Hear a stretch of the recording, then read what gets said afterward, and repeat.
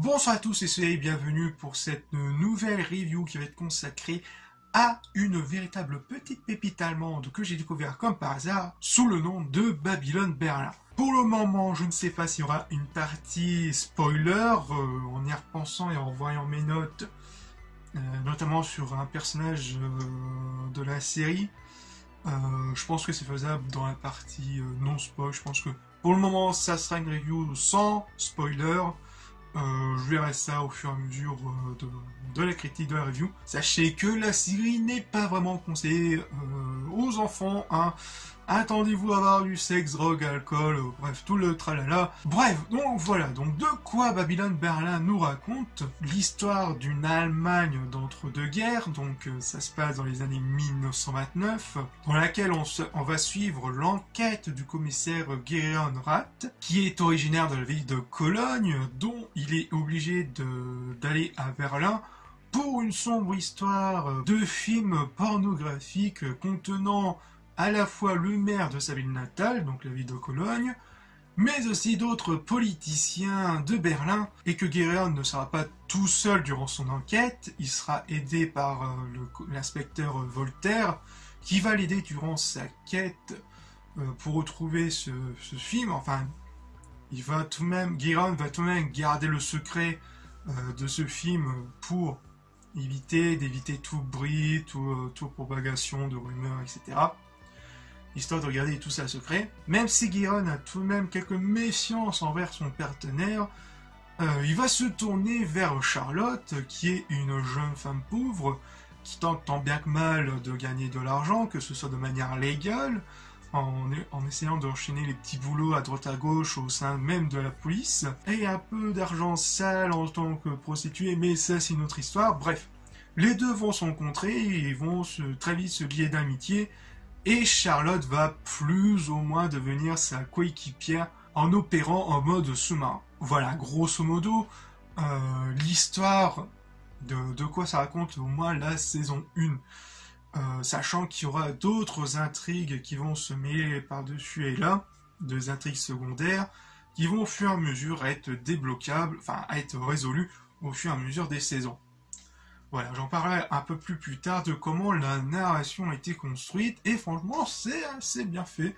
Ça c'est bien vu, j'en parlerai un peu plus tard. Durant l'enquête, ils vont se retrouver dans plusieurs histoires, et je dois dire que c'est un véritable bordel, mais assez bien pensé. Donc des histoires de corruption militaire, de révolution communiste, des guerres de gangsters. Je pense que les guerres de gangsters sera plus exploité dans la saison 4 de souvenirs. Il y a forcément le montée du nazisme aussi, etc. Tout ça vont s'entremêler et vont étrangement être connectés l'un à l'autre, avec notamment l'introduction de certains personnages secondaires qui vont être un peu plus importants dans le récit. Mais aussi, la série pose aussi des thématiques assez intéressantes, notamment vu que ça se passe dans l'Allemagne d'entre-deux-guerres, aussi le thème de l'après-guerre, de l'après-première guerre mondiale qui a traumatisé de nombreux soldats, avec les fameux gueules cassées côté allemand, qui sera un peu plus représenté via le personnage du personnage principal de Gereon, qui était un ancien soldat qui a été lui et son frère au front.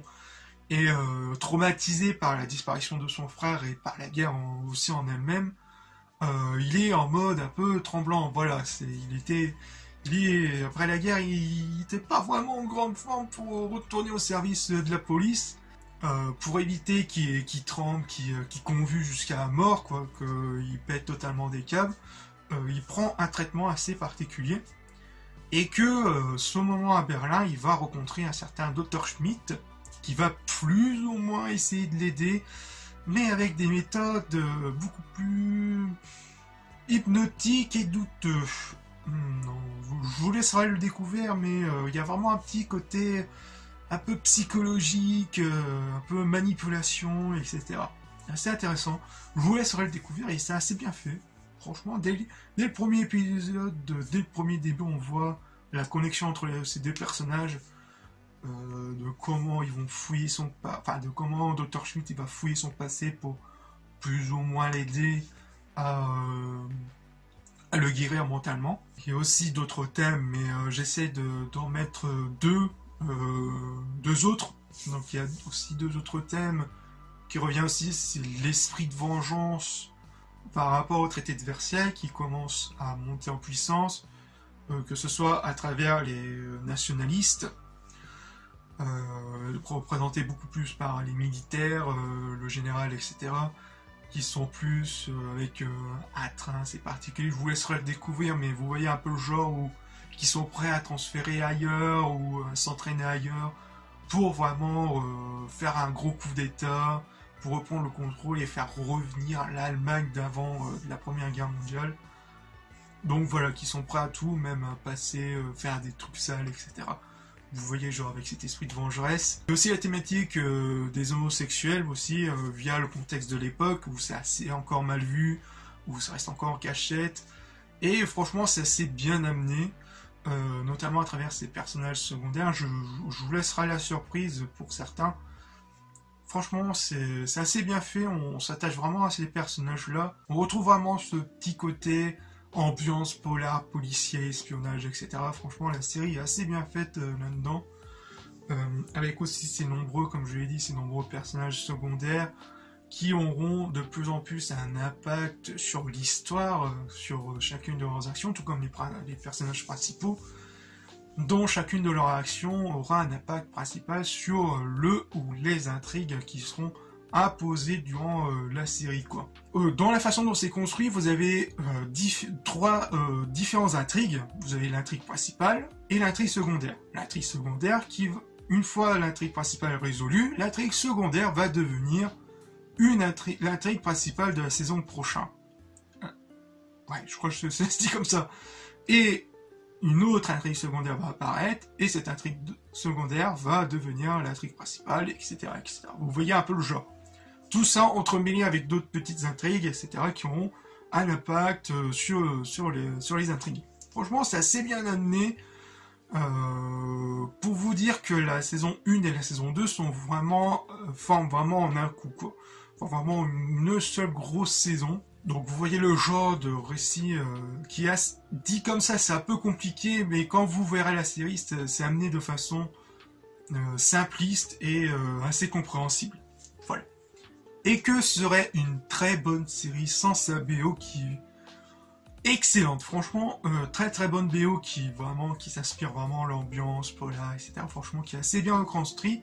Donc il y a deux catégories de musique pour la BO. Vous avez la musique ambiance, un peu orchestrale, etc.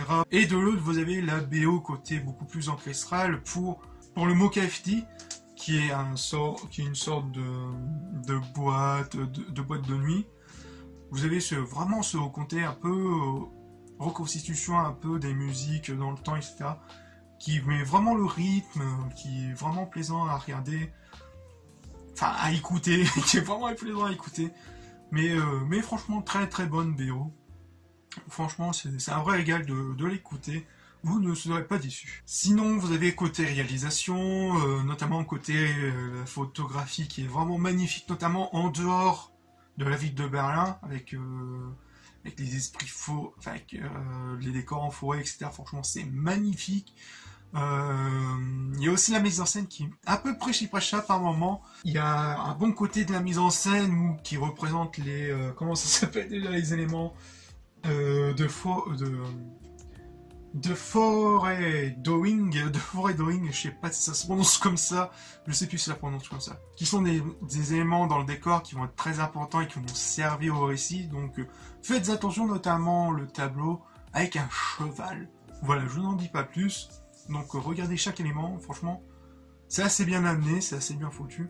Et le côté un peu mal fait de la mise en scène, parfois il y a des moments où c'est fait un peu cut, où on sent vraiment le cut direct, où par exemple vous avez un personnage qui regarde, qui est en train de fumer, etc.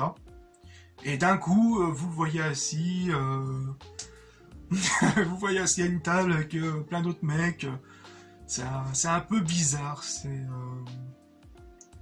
tout ça amené de façon un peu quelques secondes, quoi. C'est l'effet un peu bizarre. Après il y a d'autres scènes, mais après ça reste même c'est assez rare. Je pense que j'ai relevé 3 fois, 3-4 fois, mais c'est rare, ça reste tout de même assez rare. Mais sinon, ça s'est bien coupé, ça s'est bien amené. Il y a aussi quelques recyclages de plans. Je l'ai remarqué 5 fois, tout de même.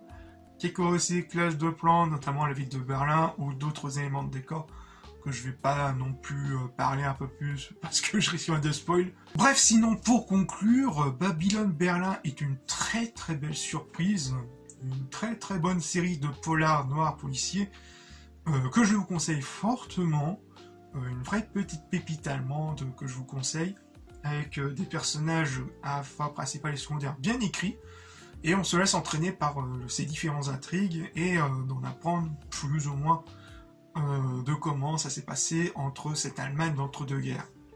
Voilà, entre manipulation politique, militaire, etc.